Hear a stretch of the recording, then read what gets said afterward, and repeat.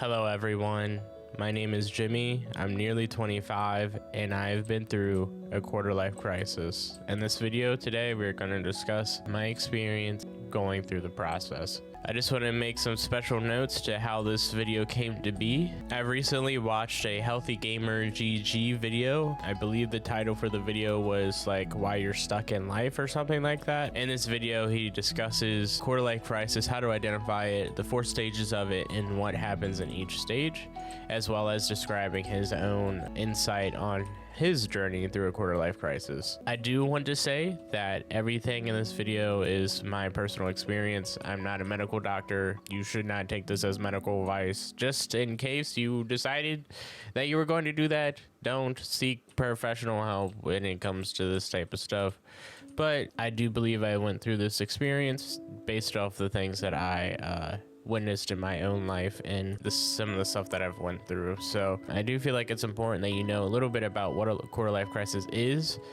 So I do recommend that if you really want to get the full experience for the story, I would go ahead and watch Dr. K's video. The link to the video will be in this video's description.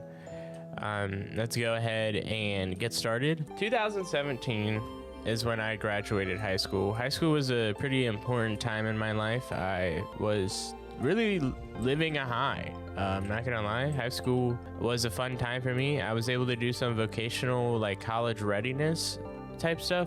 I was a part of the Informatics Academy, which, like I said earlier, is the vocational college readiness program that I went through in high school. The Informatics Academy basically dealt with coding and all that stuff. This is important for later, but I did that, and then I made my way up as a senior to start doing some college level classes through the academies, where I was taking 2 college classes per semester. And there was like 2 semesters, so I did one for math, which was quite difficult, not gonna lie, and I did one for literature. The literature was for Appalachian culture, which is really actually amazing. As somebody who's from the Kentucky area, it really resonated with me, and I feel like a lot of people take advantage of the Appalachians and all that they have to offer, and they think that they're really dumb, but in actuality they're just like really poor. So but anyway, that has nothing to really do with this story. Yeah, so I did that. I managed to graduate high school in 2017, and then I wanted to make my way to college because, you know, I'm smart, and that's what smart people do. They go to college. I didn't really know exactly what I wanted to do. I knew I wanted to do something with computers, and I thought I wanted to be more in a managerial position, so I went for the degree at Northern Kentucky University for Business Information Systems. I don't know if this is still currently a degree. I know it is a master's that they offer. It probably still is a degree that they offer, but realistically, like, the whole thing was that I was going to be managing people that are going to be coding. So it's important to have a general understanding of what coding is, and then you're also going to be taking business level courses. It was not necessarily the most complicated degree, but as a freshman in college, I did the thing that a lot of young men do. They rush a fraternity. I did rush a fraternity. I will say that rushing a fraternity was probably one of the greatest decisions I've ever made, while also being one of the worst decisions I've ever made. It is definitely a double-edged sword. At least it was for me when it comes to having the greatest college experience ever. I don't think I would have had as enjoyable experience in my early 20s. And like from 18 to 21 was probably some of the most fun. Without a doubt, it's probably going to be some of the most fun times in my life. When it comes to not only meeting new people, it was just a really formative experience for my life. And without that, I know for a fact I wouldn't be as confident in myself as I am today, as well as just general understanding on how to communicate to people other than my friends. So there's that. And then there was also the introduction to drugs and alcohol and the poison of that through the years. It really takes a toll on somebody's body and mental state. And I was a victim of drug and alcohol abuse. I think anybody that was friends with me at this time would admit that I was always high. I was always intoxicated in some way. And it got so bad that towards the end of my college experience, I was doing shrooms or acid every weekend. And I did that for a solid 6 weeks. Until I got to the point where the people that I was living with decided that they needed to kick me out because I was just such a terrible tenant. And I was, I was late on my bills, and I was struggling to eat. I was not making the best decisions at the time. We kind of got sidetracked on what we needed to be talking about. This is Editor Jimbo. All this stuff that I previously said is true, but I didn't have a really good way to connect it back to the story because of how far ahead of myself I got. So we're gonna get back on track. In 2017, like I said, I rushed for fraternity. We start college, actually. It's the fall. I'm doing my general education, and I'm slowly realizing something. College is for smart people. Like, I am intelligent. Like, I can do the coursework. And the coursework is actually pretty easy. But I was diagnosed with ADHD in it had to have been like 3rd or 4th grade. And I've been unmedicated for years. I haven't needed it. I was able to just breeze through high school because, high school's a fucking joke. I mean, it just was a joke for me. I just naturally learned things very quick. I pick them up, and then I just didn't do the homework. I just did not care about the homework, which is why I was a A/B student. A in the classes where I could just test out of it, and B in the classes that actually gave a shit about homework. But overall, I just kind of did my thing. And when you get to college and you realize that you can't study because you never were taught how to study appropriately, it gets really hard because these classes are not super easy. Like, you're writing 8-page papers weekly on top of like doing math that honestly, the math that I was doing in college wasn't that hard. Editor Jimbo again. What I should have said is that the work you're doing isn't very hard, but the amount of work that you're doing is hard to manage. That's all you need to get from this segment. But, if you're not showing up to classes because you're, how do I even introduce what the feelings were? So, like I said, I was in a fraternity. If you haven't rushed before, you're not going to understand. I'm just going to be completely honest. You're not going to understand the implications of rushing and the time and dedication you need to complete the rush process. I know a lot of the people just see the most embarrassing shit that the fraternity does to their new members, but it's a little bit more than just that. Like, actually a lot of it more. You're going to meetings, you're trying to do your best to go to these events that your fraternity is holding. You want to make sure that the events go well, and as a new member, you are responsible for that, because the fraternity knows that as you progress through college, the classes only get harder. They don't get easier, for one. The time commitment to these classes gets longer, and the commitments you have for your real life shit is also more. You're paying for rent. You have roommates. You have to make your own food and shit. Like, it's a lot. And when you're just starting out, the time investment for school is significantly lower than when it is when you're in your 4th year of college. So they do take that into account and make sure that you are staying active within the fraternity. That way they can test your fit. So during the first semester, I'm doing all that stuff. I'm trying to go to every event possible. I'm trying to meet new people and just learn how to communicate as well as become a great fraternal member. I did all that. I completed my rush process, and all through this, I'm like struggling with grades. I already knew that as somebody with ADHD, the things that I join and put myself into, I take very seriously. And I want to make sure I can leave the best impression, especially on the organizations that I'm a part of. So I am going to every event, and I am also working a part-time job. I kind of forget where I was at this point in time, but I'm working a part-time job. I am going to every fraternal event and also trying to manage a full-time school schedule.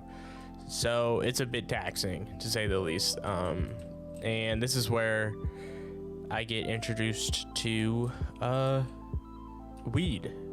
This is the first time I smoked. Was in college. I didn't smoke before college, and this was kind of a life-changing experience. I'm not gonna lie. It became a part of me. I loved it. I really loved the feeling of it. I like the idea of not feeling anxious and stressed and overwhelmed with all the shit that I had to do in my day-to-day life, and it became a part of me, and I got sucked down that rabbit hole, and eventually I just became full-on addicted to it, which is unfortunate, but it is what happened. A lot of the time I was high, like so long. So 2018 comes around. It's kind of a forgettable year, to be honest, and it's the same shit, but my grades are slipping even more. As I go through college, the more my grades slip. Just keep that in mind. So the further I get into college, the more and more my grades slip. And I'm coming to realize that I don't really like school. Like, I'm not that big of a fan of school. I like learning, but I don't like the school environment. I am realizing that I have been pressured to go to school because that's what smart people do, and I am smart. I didn't really have a passion for the degree I was seeking, the business information systems, which is kind of ironic, but you'll learn about this later. I just did not care about school. I was just going because that's where all my friends were. Well, my fraternal friends, and that's where smart people went. So I kept pushing through, but my grades continued to slip as I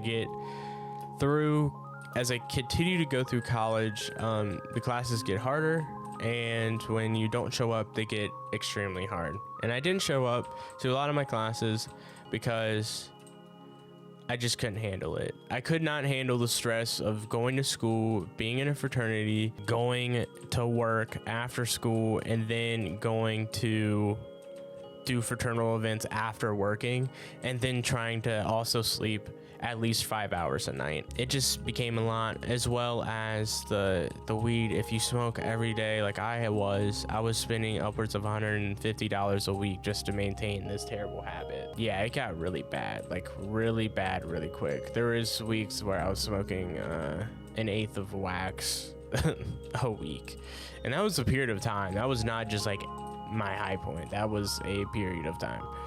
So yeah, dabs every 2 hours, like clockwork. But that didn't really happen until 2019, where I met one of my, hard to call him a friend now, but, and that's my own doing, but he was my stoner buddy, and yeah, he helped me with the living situation, which I'll get into a little bit later. And I felt locked into this environment that I found myself in. I felt like I was caged. Like I needed to go to school because that's what smart people did, and that's what my mom wanted, and that's how you get rich. You go to school. But I didn't have a passion for the thing I was doing. I felt lost and confused. So I was turning to drugs, and then the drugs cost a lot of money. So I was working not only my part-time job, but also door dashing. And then on top of that, trying to maintain a decent GPA for school. so I didn't get kicked out of my fraternity, as well as going to every fraternal event, which there's at least one a week, if not more than one to two, trying to get things planned out with the fraternity, going to the higher up meetings to figure out if I can help in any way possible, because I want to be a part of the e-board for this fraternity. I'm trying to do everything I can while simultaneously doing nothing at all. It just became really overbearing, and I felt locked into this environment. It was a very negative downward spiral that I found myself in. Very stressed, didn't have enough money to even eat, so I lost so much weight. And then I turned to my psychiatrist and I was like, hey, I used to be medicated, and now I'm trying to do all these things and I can't do them. Can you send me some medication? And then I got prescribed Adderall. I had Adderall instant releases, and I was being prescribed like 45 pills a month. And then guess what I did with those? I'm not going to go into detail on exactly what I did with the medication that was given to me due to the statutes of limitations, but I did not take them, and I was on a college campus. You should have enough information to reach your own conclusion. So I'm doing this thing, I'm doing my thing, keep going down this downward spiral, and then I'm locked in. I don't know what to do. And then guess what happens? In 2019, I got voted into one of the e-board positions, and I was so happy. It was the secretary position. I didn't care. I was gonna have so much fun with it. And then I get voted in, but then one of the president has a meeting with one of the executives of the fraternity that oversee everything, and realize that they put somebody who does not meet the minimum GPA requirement for the board on the board because they got voted in. And they say that they cannot allow that. And that person was, of course, me. And I had to give up that position, even though I was voted into that position from the fraternity because I did not meet the GPA requirement. I got voted. I wasn't able to do it, and that hurt. I had to do a whole ceremony where I gave up the position, and during that ceremony, I left and bawled my eyes out in the bathroom. I can't even lie. I remember this so vividly because it was the most embarrassing thing. You get voted into this position to help your fraternity, and then the fraternity council, if you're not a part of fraternity, it's not gonna make sense. But if you've never been a part, I should say, but you go to this, you have the school fraternity, and then you have the board fraternity, which is above the school. And that group came in and was like, hey, no, you can't do this. So I had to witness a ceremony of me giving up my role. And if you have ever worked so hard, I worked so hard for the past 2 years to get to this position, and then having to give that up, there's just no feeling. I don't know how to describe it. It's like, yeah, it was just the worst feeling I could ever imagine. Really embarrassing, and just a lot of emotions were happening. It's not like I hated the person that took the role. It was more that I hated myself. I was just disappointed in myself, and yeah, that happens. And that definitely did happen. Shout out to the person that came into the bathroom to help cheer me up, because that shit was hard. And then that happened, and then I just entered the deepest, darkest depression that ever existed, because I learned about shrooms and acid, and I was in a deep dark depression, and I had access to these drugs, and then I started using them. The first time I did shrooms was an incredible experience, life-altering experience that I think just hooked me immediately. As somebody with ADHD, you're pretty prone to addictive things, and seeing the walls move was pretty addictive for me. So I did that, and then acid, and then it started off pretty like rarely, but I just threw all my money at these things. I love seeing the walls move. It was so entertaining, and bad trips and all. I just could not get enough of seeing the world move in such a crazy and abnormal way. This sounds like I'm promoting it, but it really was the straw that broke the camel's back. That's the saying. When it comes to my downward spiral of just everything.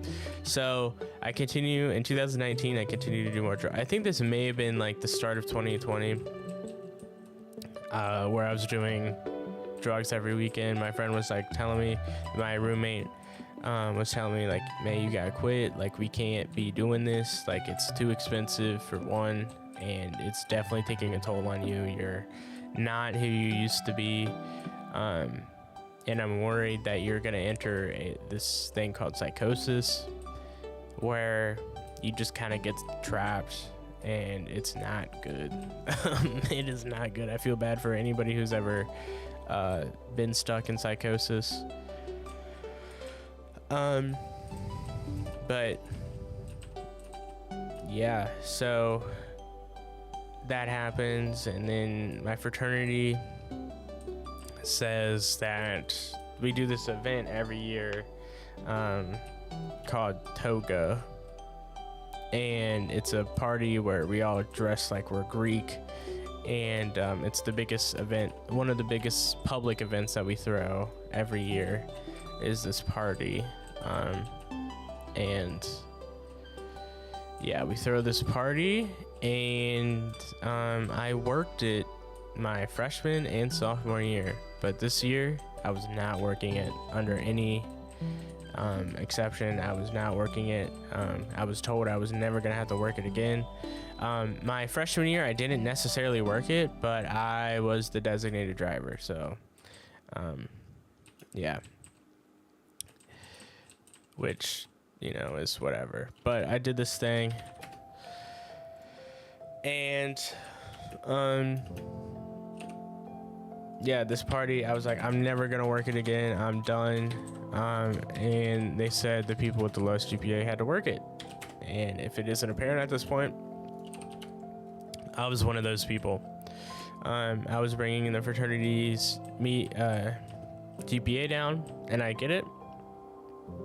But it was not going to be me who was going to be working this event. So I told them that. I was like, I'm not working this event. You're going to have to find somebody else. And they said, if you don't work this event, we will be blacklisting you, or there will be consequences.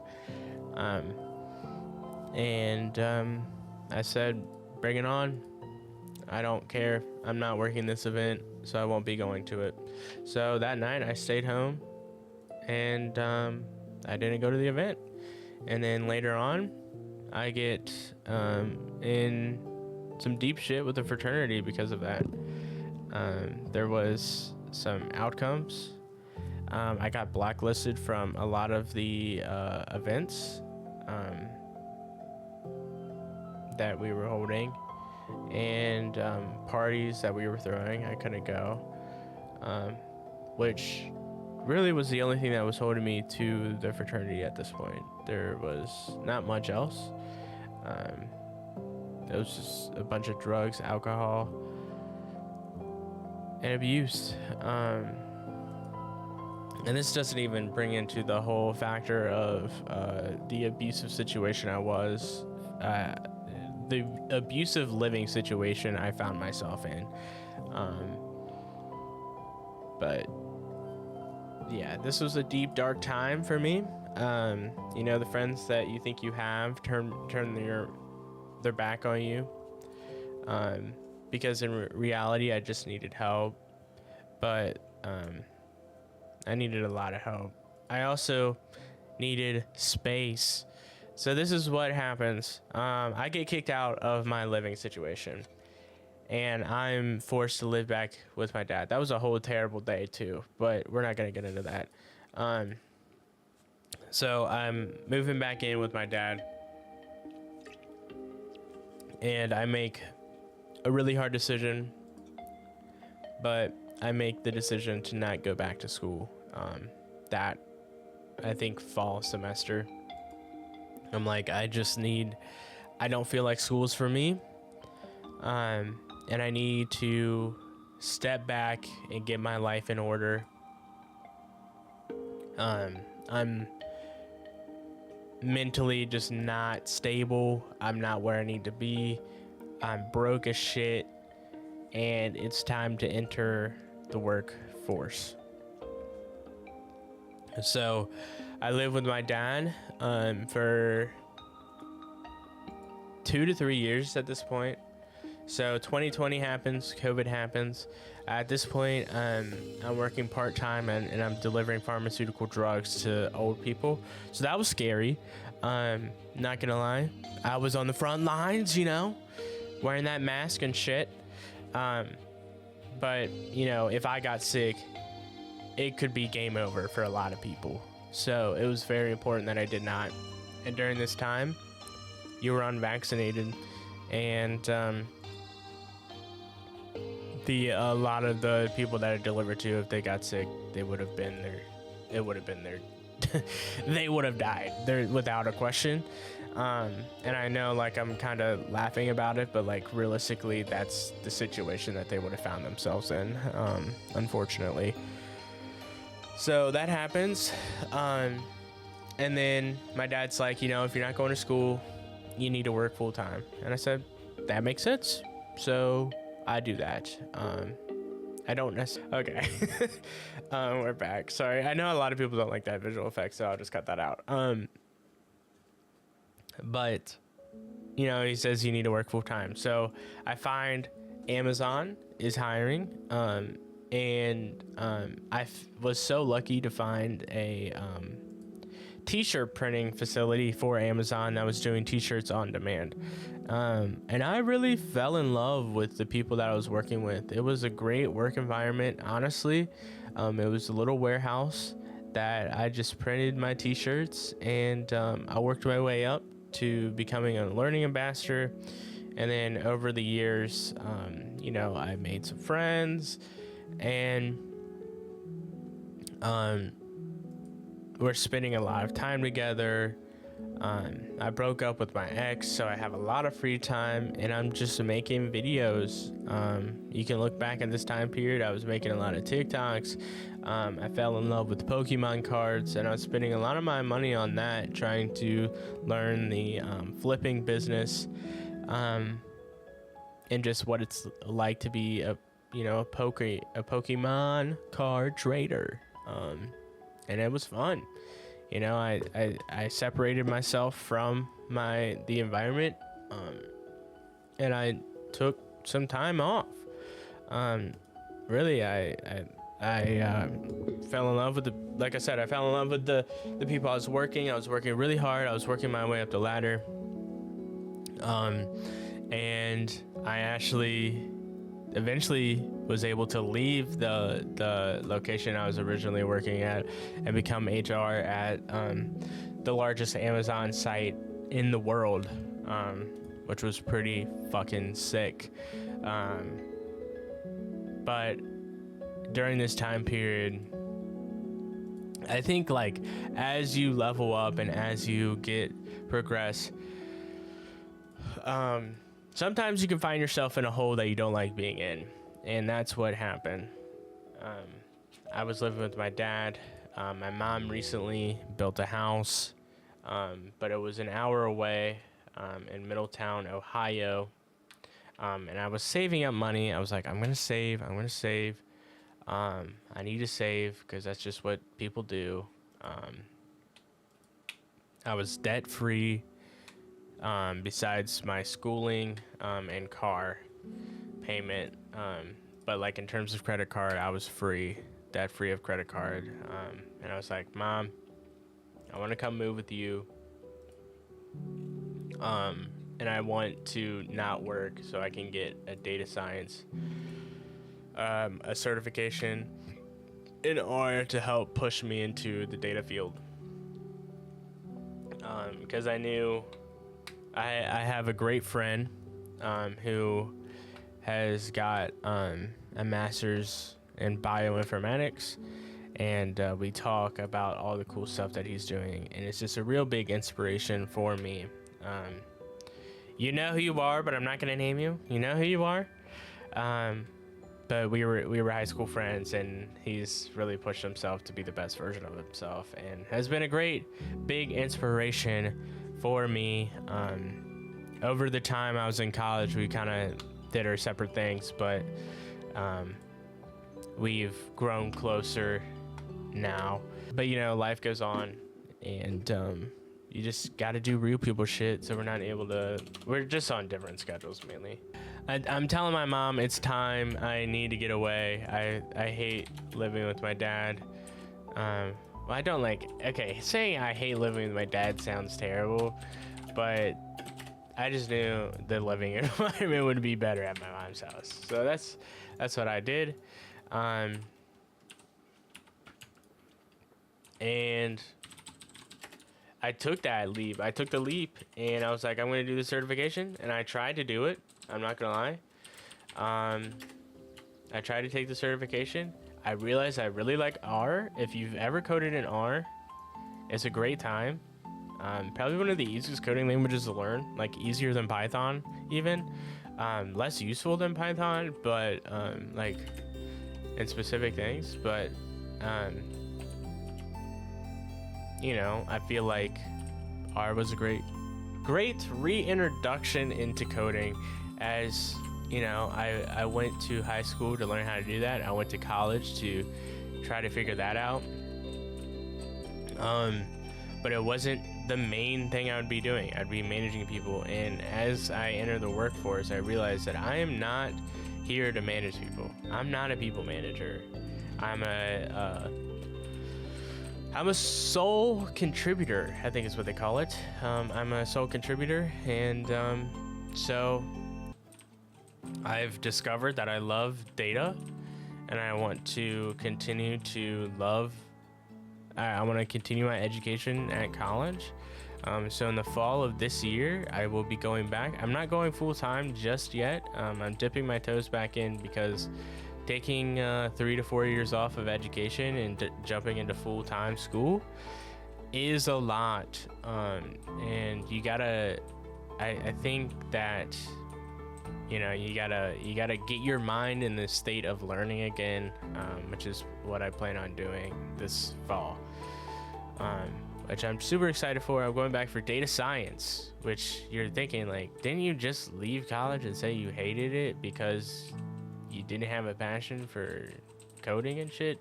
I didn't have a passion for what I was doing because I was going to school to make my mom happy. Now I'm going to school because I want to go back to school because I want to do stuff with data. So that is my journey of the past 7 years. I know it was kind of all over the place, but the main things you need to take away from this video is that I think that quarter life crises may seem like it's a short time period in life, but realistically, well, technically it was for me. It's been 4 years, and I think I completed it in 4 years, but the 4 years before that is the build up that leads you into the quarter life crisis, which I thought it was important to share. TLDR, don't do drugs. And it's okay to not feel okay. And experimenting is your best option to figure out what you actually want to do in life. But now I'm rebuilding, and after I graduate college, I will probably update you guys on stuff. But that is my quarter life crisis journey. I obviously left out some stuff, but you know, try to be happy. That's all I gotta say. Try to be happy. Look on the positives. Sometimes you do need to break away from life, and if you're not able to do that, you always are. You think you're not, but you always are. You're always able to pivot, be flexible, but also be passionate. Love you guys, and I'll catch you in the next one.